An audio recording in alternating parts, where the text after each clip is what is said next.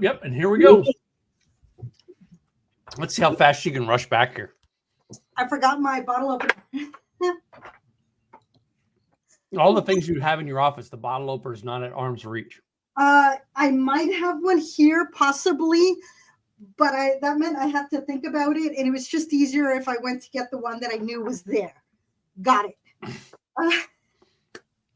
It's like the thing. Well, no. Since we started doing this podcast, the things that I have in my office now, they're not anymore because I have a grandson, so they can't sit in the spots where I had them because he comes in and takes them and runs them through the house. But I bought a muddler so I can muddle. Oh yeah. All right, that's out in the kitchen now. I have 3 of these bottle openers, right, and they all keep going. 2 wine bottle openers, okay. Right. Shakers. Oh my! I think I've got like a dozen shakers around the house now because I keep losing shakers around here. But I have a salt and pepper set up and everything that I keep over there, and like bottle openers and stuff. There's always beer in my refrigerator here, but like having a grandson and all this stuff just can't be set on this table by the side anymore. Right. You got to have like a little box and put all this stuff in there. Yeah. So you can latch it and then put it at the top shelf over there. So that way, at least all of my alcohol is top shelf, by the way. Okay. There with the exception of the moonshine that sits back here. Love it. Top shelf. Love it. Top shelf moonshine. Now there's a concept there. That's funny. Yeah. Hey, we should create a show around that. Top shelf moonshine. There you go. So I decided I had a couple of ways. I was debating which way to go because I had ham. And so one of the things that I had on hand, which I haven't opened, is Joe to Go. It's an Oregon rosé. Okay. So you are having friends over and only some of them drank, or maybe only one of them drinks. Well, maybe you might not want to have a whole bottle of wine, which I still have Erath over here. But you might just want to do a Joe to Go or something similar. Not my favorite, sorry, Joe, but it is local to Oregon. They have various ones. This is a rosé. I got this at a race. And one of these is equal to 2% 5-ounce glasses. Or excuse me, 2.5. 2.5 5-ounce glasses is what's in here. Oregon grapes. It's supposed to be bright it's supposed to be fresh and crisp with bright acidity. So it is in stainless steel. So that is what is in here. But then I thought, well, I do have the wine. And of course, me being me, I thought, well, what else could I do? Because there's a difference between when you have a group of people, you're thinking, what's a way that I can make my food go a long way? What can I make that's going to feed a group of people, that's going to make it easier for the person that's cooking? So there's the turkey and the ham option. We got a show first. No, we got a show because mine's not going to last. Well, all right. So you got the turkey. I have the turkey leg. She did the ham. Now I didn't have the asparagus and the vegetables go with, which I because I was just basically cooking this. It was supposed to be just the turkey and just the meat tonight. But let's face it, when I'm done here, I'm going to go eat vegetables. Yes, it looks so sad, and this is my dinner, y'all. But if you're looking at which way to go, then the ham is going to have a strong, very distinctive flavor, and it could potentially have a hint of sweetness. While your turkey is going to be milder, and it just pairs well with most classic sides. Whereas ham may not go with certain sides. You're going to go, am I going to put a side with that? Like if you have a sweet potatoes, you may not want to pair it with ham. It might be okay. But if you're doing the ones that have the marshmallows on top, it might be way too sweet and it's just going to clash. Then also the cook time. Turkeys will take several hours. And if you're buying it pre-cooked, then you're reheating it and it's very expensive. You know, you're getting a small one and it's going to cost between $40 to $50 at least. And if you get the uncooked, you're still looking at $15 to $30 depending on the size bird. And then the ham will cook faster. Even if you get a pre-cooked ham, it's still, you're looking at about 12 minutes per pound. Then when you're looking at health sides, which one's healthier? Of course, turkey is going to be healthier because it has higher protein. There's phosphorus, copper, vitamins, lower sodium. There's a lot of sodium in ham. You may have a hard time coming off after this ham. And then turkey, you're going to cook it a lot of times with butter and salt and gravy on top. Ham has high sodium, but it's also rich in zinc, potassium, and iron. So my mama could not eat ham because, one, it is a processed meat, and because she was with kidney failure, that's never a good thing. And she also was prone to take on a lot of potassium, so also not good for her. Also, sorry, I just, I got to do 1 or 2 bites off the bone. That's okay. The price of turkey is cheaper than ham, so depending on how many people you're feeding, and then is it boneless or is it smoked and all the things. But the shelf life, a ham is going to last you longer than a turkey. And then the serving size, a turkey is between a half to 1 pound. Will usually serve, whereas a boneless ham is going to be a third of a pound to a half a pound. Yes, my cough is not gone yet. So I mean, for this year I've gotten my turkey, and I did move it from the freezer to the refrigerator, so it's thawing, because I will be putting mine in the brine tomorrow night. Okay. And then I will start smoking it probably about 10 a.m. on. By the time I get started, it'll probably be 10 a.m., maybe 9 a.m. on Thanksgiving Day. I'll have the fire ready to go to have it put in the smoker. Okay. And but I have it all set up. I had my plan set up for the week. I know what seasoning I'm putting onto it. I know the brine I'm putting it in, and I know how long it's going to be done, how long it's going to be smoking. All right. As well as I'm doing the smoke for the outside. Okay. All right. And then I'm going to cover it to cook it the rest of the way. Oh, nice. So it will be cooking inside the smoker, where smoke is still going to come in underneath the foil, but it's going to trap the juices in, which is kind of what I did with this. I kind of trapped the juices in with these turkey legs I did tonight. Right. And I'm telling you, this is some of the juiciest turkey I've had in a long time. Oh, I really do want to pick up the bone and eat it in front of you guys again. But, when it comes to your drink, which I've already made a mess over here, so I decided to go with bourbon honey pineapple fizz. And there was a few reasons why.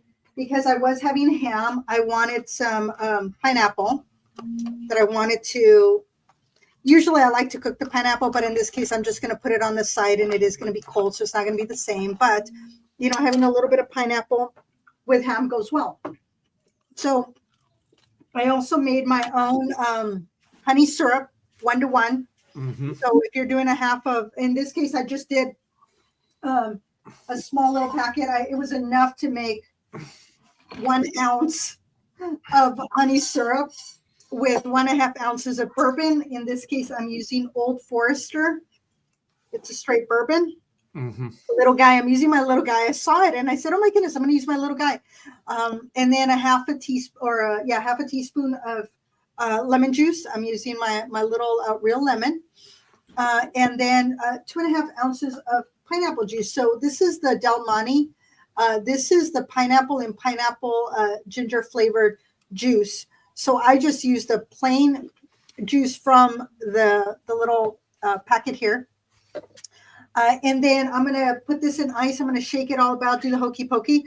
It's supposed to be topped off with club soda. I did not have club soda, and I thought that's okay. Club soda is not my favorite. So I'm going to top it off with my mineral water, Topo Chico, on top. Yeah.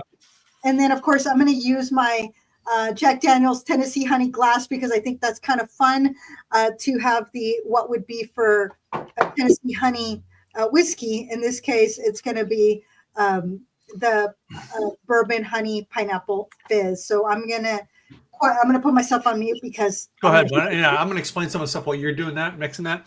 So I have just about everything that I would have on my Thanksgiving day.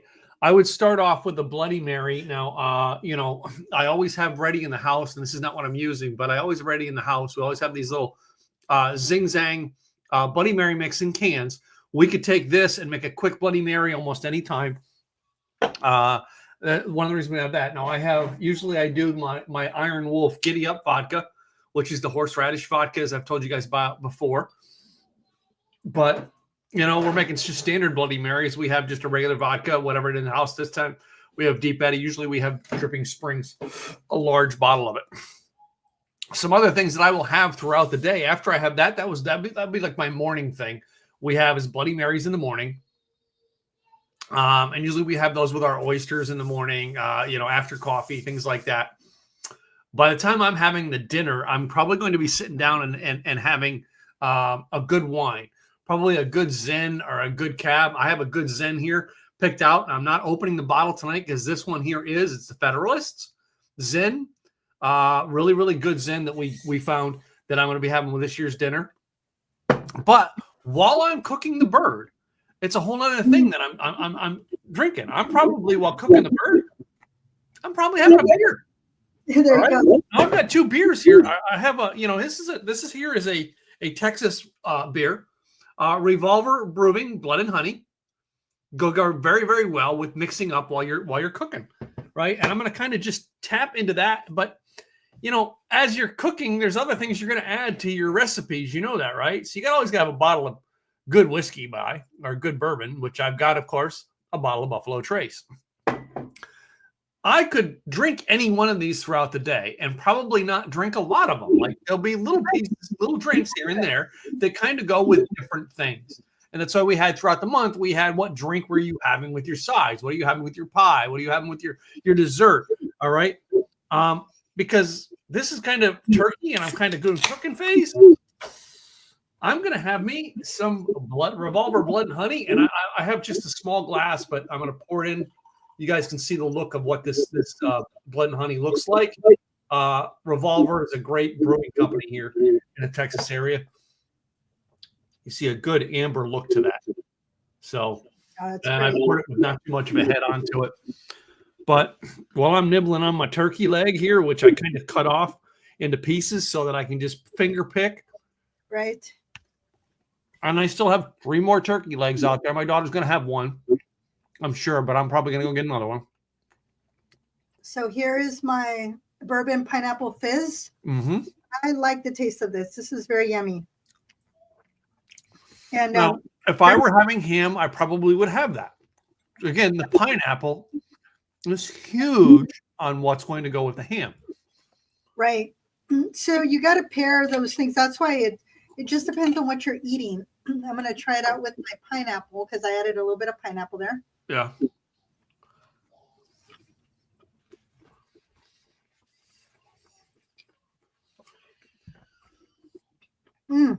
I'm just going to tell you guys, I am in favor of slow cooking my meats. Now, I had this thing, and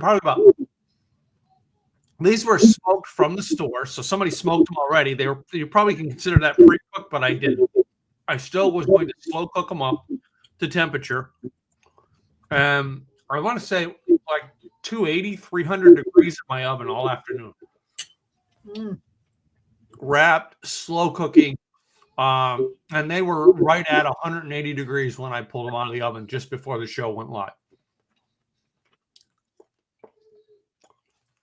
Which poultry should be 165 to 180 internal temperature. What did you add any additional seasonings when you cooked them? Yep. I have a Jack Daniel's poultry rub that goes onto them. Okay. And then I added some salt, pepper, and a little bit of smoked paprika. Okay, nice. So, did you pre-order that, or were you able to go to down to Kroger and pick that up? No, we picked them up Saturday when we were doing our grocery shopping. She kind of just went through and found some, and she asked me, legs or wings, because I was doing them for tonight. The real whole turkey I will do on Thursday. But for tonight, I just wanted to cook one or the other and not have to spend a whole day cooking a turkey for the podcast tonight. Yeah, you got to, sometimes you're cooking for a smaller group. So if you're cooking for a smaller group, then you can always go with the turkey legs or although turkey breast is very expensive. Yes. So turkey legs usually is the way to go. Even the wings have a lot of meat on them, but you're going to get the most bang for your buck if you go with the turkey legs. Yeah. Or you can also do a little garnished game hen, or you can even use chicken. Well, So there's a lot of places that have ground turkey. Mm. And I did think about doing a ground turkey, and then, but I would have had to do some sort of smoke to it because to match what I got the taste of, I'm guessing they used hickory to smoke these with. Mm.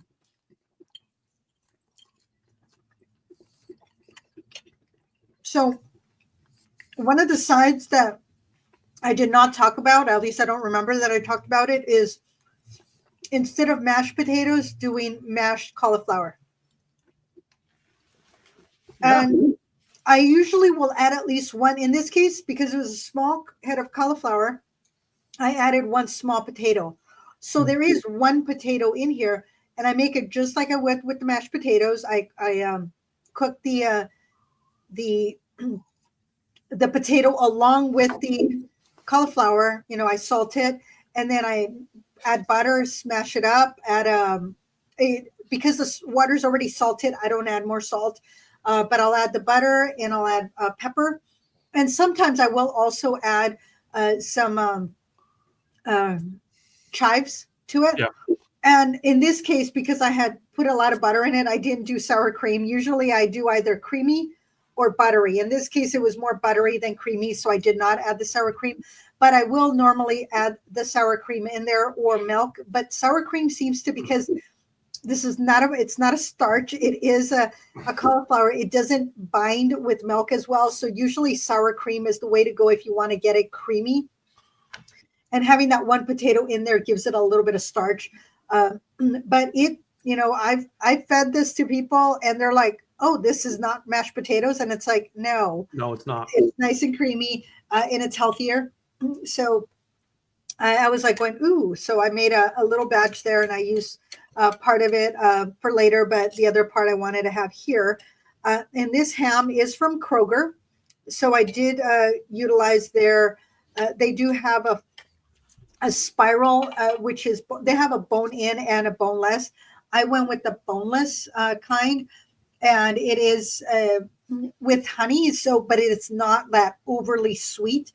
I remember one time making a ham with my sister, and it was very savory. And I really like that, having that savory flavor of a ham instead of that sweetness. But you can always add pineapple. You can always add brown sugar.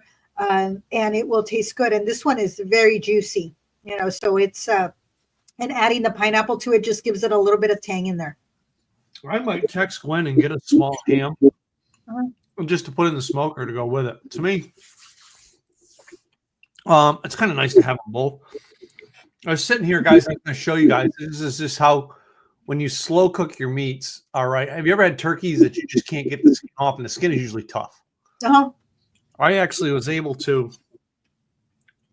peel my skin off real easy because of the fact that you slow cook that meat, right? And that's how you can tell. When you slow cook it, you don't get as tough a skin. And turkey is a tough skin. Turkey, duck, all right, things like that give a real tough skin when you slow cook. Oh man, my seasoning on that skin is so good. Now, do you try to get in between the skin and the meat because in this case it was already smoked? So do you try to get in there, or do you just do all outside getting your seasonings?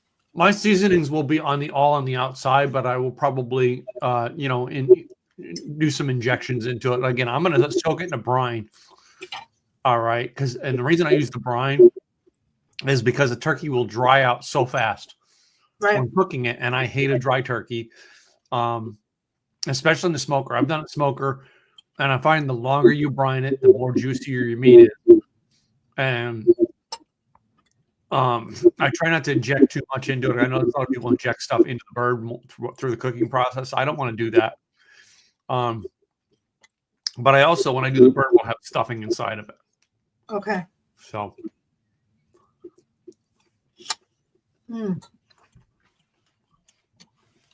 This combination, I really like it.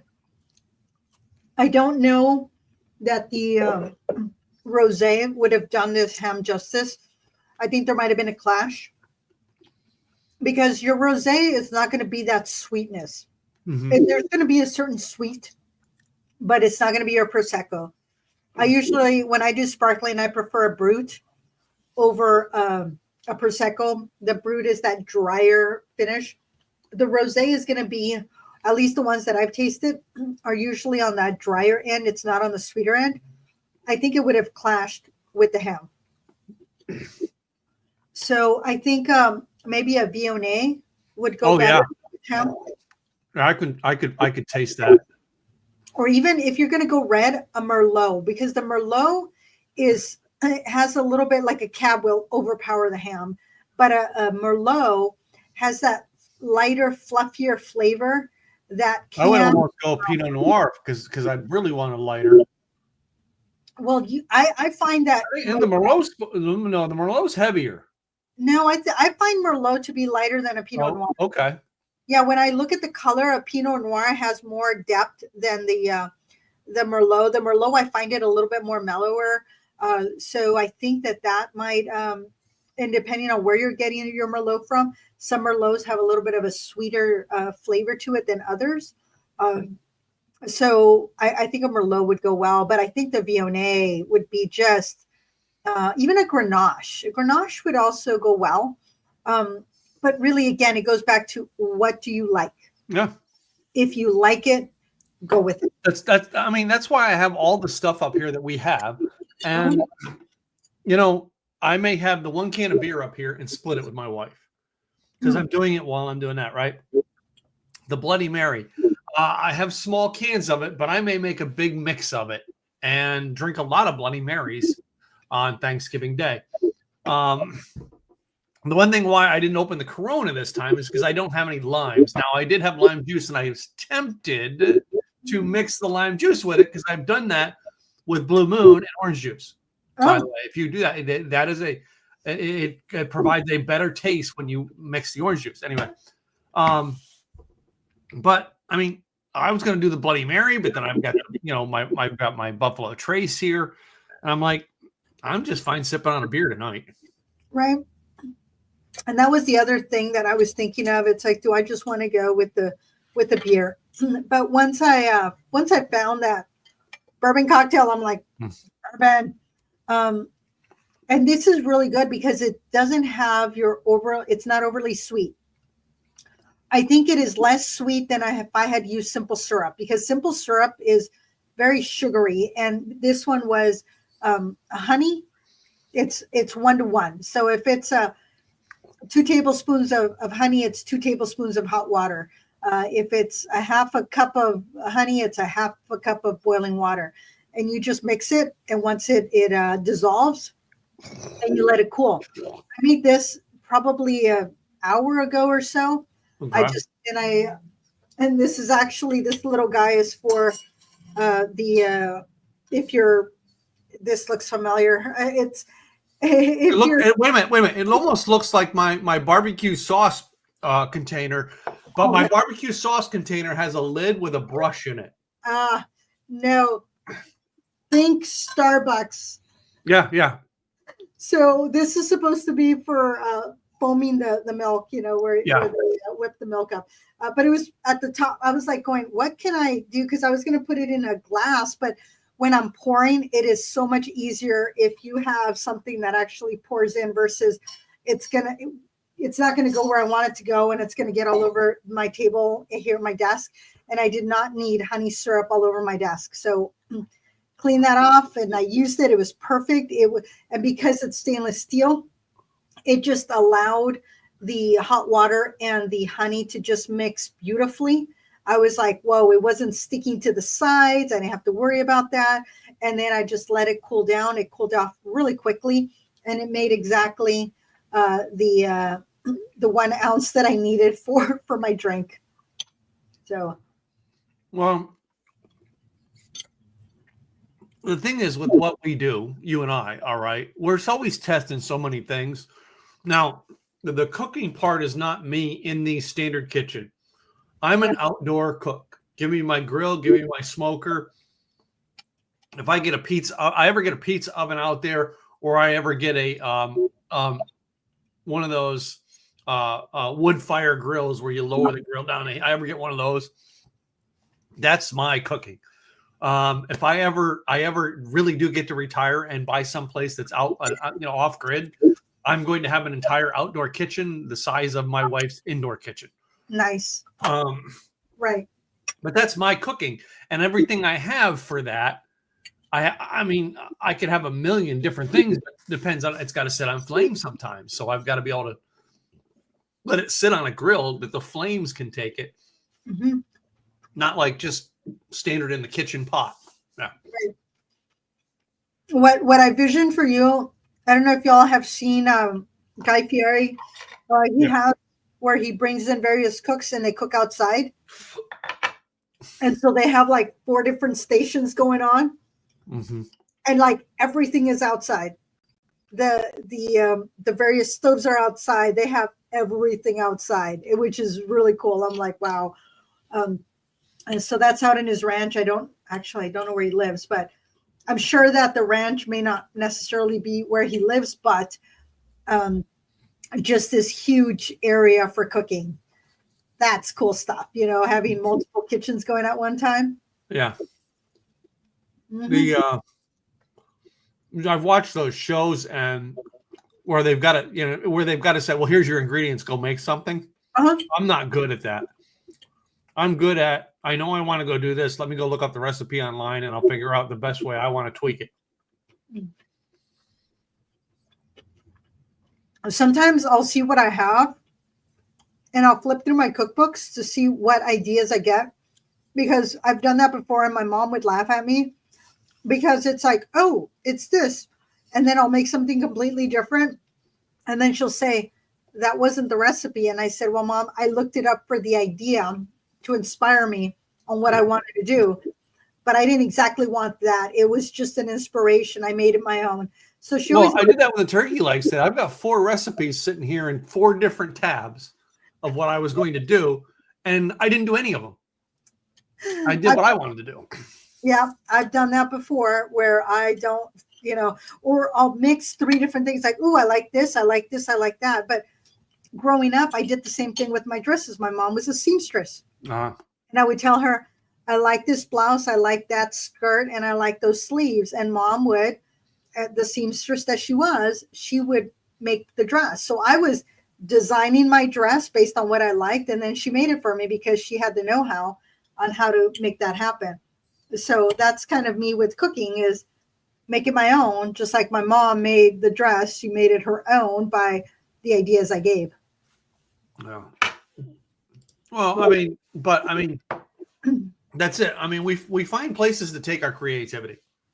That's what it is. And that's our show here is about our creativity in drinking and eating. I remember, before I got into drinking and eating, and I'm an outdoor cook. So a lot of the stuff we would do that would be indoors may not always be perfect. I may be doing the cheat way to do it. Right. But if it's me doing something like meat, smoker, yeah, I'm into doing that. Except for like the problem with that is most of the things I want to do in a smoker are 3, 4, 5 hours worth of work. Right. All right. Unless I'm doing a grill. Now, to me, steak and grill. I can pull a steak out of my freezer, thaw it in the morning, and throw that thing on the grill for dinner at night. You ask my daughter, I probably could do that 4 out of 7 days a week. Right. Easily. I love doing it. Now, the other thing I like doing is fried chicken. Okay. But I don't do fried chicken like the most people do fried chicken. I will take and I will double batter. Okay. I will put it in strips. Like whatever it is, I'm cutting it off into pieces. Okay. Into strips. I'm not leaving it on the bone. And then what I do with it is after I've floured it, I've battered it, I will cook in either a light olive oil, okay, or I will do in a coconut oil and then add the seasoning to it. Like the coconut oil, if you add extra seasoning, like I do the 11 herbs and spices idea of but I add my own. Right. But the coconut oil doesn't put the heavy taste into it. It's like a more neutralized oil than the Olive oil. All right. Now, olive oil is going to taste better. Let me tell you, ladies and gentlemen, it is the oil of the gods. Right. It's the bee's knees. Every time I always make a mess. It seems like the oil gets everywhere. So as much as I love fried chicken, it just seems like I'm cleaning floors and walls and everything. Oh, no. I don't put a lot. I put a very little in there. Okay. Right. And then I add very little at a time. So like there's not a puddle ever a puddle in my frying. It's coating the pan and putting it on. All right. Which I have to, if I'm doing the coconut oil, once it heats up, I've got to add a little cold to it. All right. Because it'll get too hot and I'll burn my chicken. By the second or third batch, I'm burning. All right. But no, I have very little oil in the pot. I don't deep fry it in the oil. Okay. Yeah. That's my issue. Yeah, that to deep fry though. Now, don't get me wrong, I love that taste. I worked for Roy Rogers as a kid, which had like very similar to the Kentucky Fried Chicken recipe. Okay. All right, and deep fryers. You put that sucker in and you vacuum sealed that sucker. Oh. Yeah, I cooked those things in high school and after high school and loved them. That was one of my. I always worked the chicken room. I don't know why. I loved it, but I was great at the chicken. But that's why you enjoy doing fried chicken, because you enjoyed doing it when you were young. Well, yeah, and I did not like that deep fry, and the oil's still soaked in. The way I do it, it doesn't soak that much oil in. Right. All right, and it causes it to, because it's minimal oil, it causes it to brown faster. Okay. That is the downside to that. It will brown faster, and if you're not flipping and watching, you end up with blackened chicken. Yeah. Now, do you put it on a cookie sheet and throw it in the oven to keep it warm, or is it here? It's out. No, I do a small batch at a time. So, like, I would do maybe an 18-inch frying pan. I would have maybe 2 batches of strips. Okay. So it's not a lot. All right. Got it. Yeah. Well, if you are doing something like that, that's another way to feed a crowd. You can also make a champagne cocktail or a sparkling cocktail. You add a sugar cube at the bottom of the sparkling, the glass. You add, a few dashes of Angostura bitters. Then you add your sparkling wine to the flute. You're topping it off, and then you garnish with the lemon twist, and that's a champagne cocktail that goes very well with poultry, be it chicken or be it turkey, or maybe even duck, goose. Whatever. That's the things that I have not done in my grill yet. Now I did a pork butt. I've done a duck. All right. The duck's tough to do because it dries out real quick. I mean, it's a very, very dry type meat. I've done quail. Oh, okay. I've done a ham. I have not done a brisket in my smoker yet because of the fact that a brisket is, a good sized brisket, guys, right, is a lot of work. I do have a recipe down here to do one that from last August. Some of the guys down at the ranch where we went for Craig's event. Okay. The guys down there, we of course kept talking meat. So you haven't made it yet? You have the recipe, but you haven't. I have the recipe, but I haven't made it yet. No. And the recipe is 200 degrees for 15 hours. Wow. Mustard is a binder, but before you make it, soak the meat in Dr. Pepper for 24 hours. Now, I've done that with soaking meat in Dr. Pepper. I've never used, on almost anything I've cooked, I've never used mustard as my binder. I almost always use like a butter or a butter or an oil. Uh-huh. I've yet to do a mustard. One of these days, I'm going to do a rack of ribs with mustard and try it.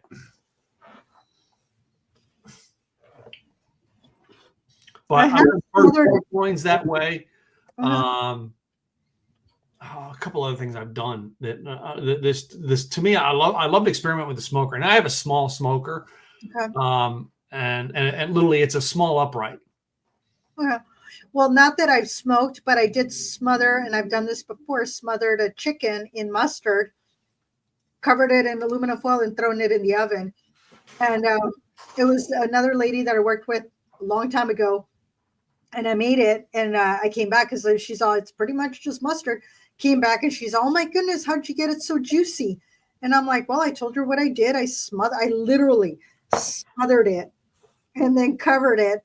And she goes, oh, she hadn't covered it. So she cooked it open air the entire time. And so it dried out her chicken. Yeah. I covered it until it was cooked. And then I uncovered it and allowed it to brown. And, afterwards, and I don't remember if I turned on the broiler or not, but I wanted it browned once it was cooked. But I made sure it was cooked. And so it kept that seasoning and it kept the juiciness in, and it tasted really good. So yes, mustard is a great way to cook. Mayo is another one that you could use, on grilled cheese. But for like if I do my grilled cheese, now that's another thing. I mean, guys, we can talk about the foods I love: grilled cheese sandwiches with tomato soup. So, hey, Robert, thanks for chiming in tonight, man. We appreciate you watching. All right, and watching us live here tonight. But yeah, I've done the grilled cheeses, and I've done mine. I've used butter. I never use margarine. Always use the real butter. All right, but I've done olive oil. Again, olive oil it's the oil of the gods in my mind. All right, it just is. Yeah, olive oil is great. But I have a spray. No, I have a spray I use on that though. Oh, okay. So that's how I get it evenly out. See, I used grapeseed oil for the longest time because I used the Wild Tree product, and now it's like grapeseed oil is so expensive. I mean, that's like, wow. So I'm just, so I just go with the olive oil, even though olive oil is also very expensive nowadays. But it really is just a great oil to use for cooking. But yes, butter, especially if it's a poultry item, butter is the way to go. Yeah. Well, like tonight, I used olive oil on the skin. All right. And it's that spray olive oil, which what I found that this is a spray can that we get of it. And the reason that we have the spray cans is because like when I clean my grill, I will fire my grill up. All right. And get it to real hot. Yeah. And then I will go out and brush it off. Exactly. And then after I brush it off, I kind of let it, kind of look like it's dry. Then I will spray that light spraying of the olive oil, and it goes poof, poof, poof, right. But it puts the oil back on there, kind of like putting your oil onto a cast iron pan, right. And that's why I do it. Yeah. All right, and I don't have as much stick the next time. That's why I do that. Yeah. No, I sometimes have done that. I'm not religious on it to always do it, but I will definitely always clean my grill after I've barbecued it. It's like, while it's still hot, I'm like, I don't. I let it sit, and then I clean it the next time. Yeah. So, and I don't know why I do it that way. The reason I think I did it is because I want to cook it for. I don't know what animals crawled through my grill. All right, I live in the country, guys. All right, but I do it that way because basically then I'm cooking on a fresh thing every time. I have actually, even though I've cleaned it before, the day that I'm cooking after I've heated it, I will sometimes still brush it. It's this thing of feeling that it's a clean slate when I'm barbecuing. But yeah, this ham was very good. Again, it's from Kroger. Mm-hmm. Yes, he was talking about coconut oil. Robert, before you come on tonight, Robert, I was talking about coconut oil in my fried chicken. Yeah. Anyway, go continue about the ham. Oh yeah, no, this was from Kroger. They do a really good job. You can get bone in or not bone in. Mine was boneless. The bone in, of course, is bigger. And of course, if you have that bone after the fact, you can then make split pea soup with that bone. Baby, we're talking all kinds of food tonight. It's Thanksgiving. We got to be thankful for the food we got, ladies and gentlemen. And I'm thinking about, feeding a crowd and then what you're going to do afterwards, because you're going to have leftovers. What are you going to do with the leftovers? You got to do something. So that's one thing. If you want to make you can use the carcass of the turkey to make soup, or to make stock afterwards. There's a lot of different things you can do in order to reduce and reuse. No. I cook it. Cook the turkey bones and make some broth. But What's left on the turkey, you know what I do with it? What's that? You guys are going to, this world is going to crucify me when I say this, but I'm going to say it anyway. Okay. I take what's left on the carcass, the little pieces, and I go drop it in the chicken pen. Okay. I let the chickens pick it. All right. It's meat that's going to go to waste. So I put it in my trash can. The possum's going to come by and get it. Right. Might as well. I'd rather feed my chickens and get healthy eggs. Yeah. But I mean, like all the stuff we have for leftovers, I kind of like having, and I don't usually don't have bread here to do it, but I get bread to do it. When I worked for Starbucks, we had a sandwich that came out every year at Thanksgiving time. All right. It was called the Grandma's Thanksgiving turkey sandwich or something like that. It had in it pieces of turkey, a gravy, stuffing onto it, and cranberry sauce. Nice. And 2 pieces of bread. And I'm telling you, that sandwich was to die for. And every year I try to make it with my own leftovers. Every year I try to make it because I mean that's one thing we didn't do this year was cranberries. That's what I'm sure through Christmas we'll do it. But anyway, I like get real cranberries, make real sauce. There you go. Yeah. And one thing, y'all, if you have pets, make sure the dog does not get to the bones. Turkey bones are not good for pets. No. Yeah. So make sure that as much as they give you the eyes, do not give them bones. No. So you got to be careful. Take care of your pets. But I will put it out back and let the possum get it. I ain't gonna kill that possum, but I don't think the possum goes after that. I think the possum's going after different other stuff. Like what I have left here, I'm gonna go the thin bones like this. These are gonna go in the trash so nobody can get to them. But this, I'm gonna go drop this in the chicken pen. There you go. And one thing to dissuade, I don't know if it works for possums. I know it worked for, growing up in East LA. We would put a little bit of powdered detergent on top of our trash can. And our trash can was never touched by the dogs because there were stray dogs and everybody else's trash cans were tipped over. Ours never. There's something in the detergent that would throw off their scent. They wouldn't know if there was food in there, so that they never tipped it over. So every trash day that we were out there, we just a little bit, put the lid on, never had to worry about it. Well, that is something. I mean, a lot of our listeners are citywide, but yeah, that is something you have to think about. As you're getting rid of scraps from your Thanksgiving dinner. All right, is the people who are, the pests and the stuff that are and the critters that are going to get into your trash can. Yeah. So I say double bag it to be safe. All right. When it gets to the landfill, there's tons of animals at that landfill need to be fed leftovers. It needs to make it there. Right. So.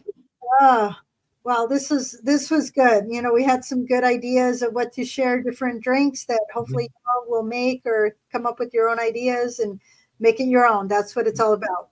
Well, I'm going to put this out for you guys. Those people, whether you watch this live right now or you're watching this in the replay, do you drink your drinks to go with Thanksgiving? Are they mixed drinks or are they wine, beer, whiskey? Are they just a straight drink? I'm curious because you made a mixed drink tonight. I drank pretty much straight drinks. I did not make the Bloody Mary, which would be a mixed drink. Right. We will be having coming up again. I think soon we have coming up Bloody Marys at the first of the year. January. Yep. Yeah. And the thing is that it's your Bloody Mary. You're not going to have it with dinner. You're going to have it. No, that's morning. No, that's a morning drink.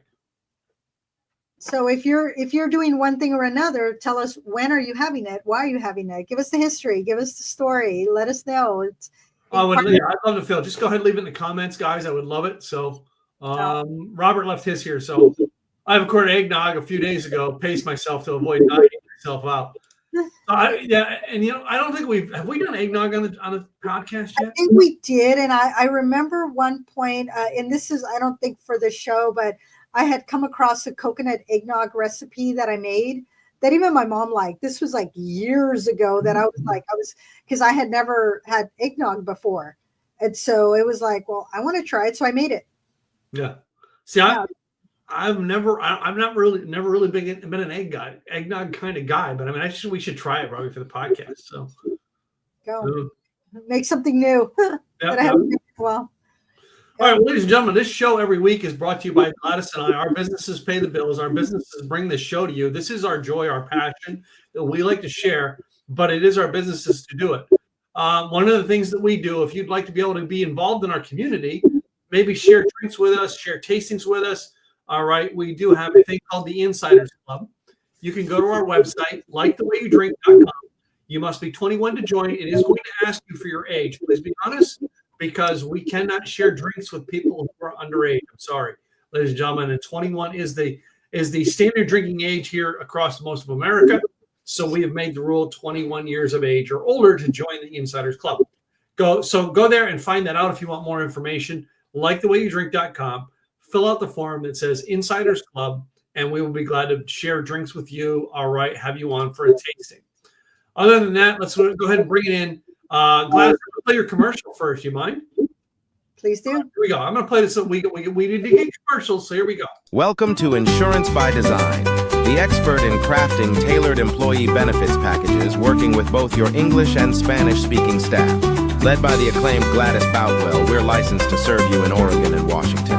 Gladys brings a wealth of expertise with an MBA in international business and leadership, and is a certified insurance counselor. Honored for her contributions to Latino equity in Oregon, Gladys is also a best-selling author. Her book, Health Insurance Secrets Revealed, is revolutionizing how we understand insurance. With bilingual prowess, Gladys enhances communication, making insurance smoother and easier for all your employees. That's right. Tell them about it, girl. If you have employees, let's chat, because there are 101 different ways you can attract and retain quality staff through employee benefits. So let's have the conversation. You might say, can I afford it? Can I not afford it? Well, if we have the conversation, we're going to know, what are you trying to do? Why are you trying to do it?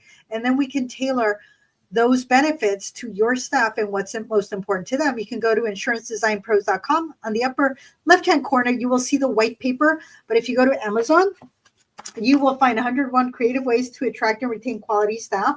And this is another #1 best-selling on Amazon. And then if you're ready to have the conversation, go to enrollnoworegon.com, and that will take you to my calendar so that we can meet and talk about benefits. Again, Boutwell Insurance by Design.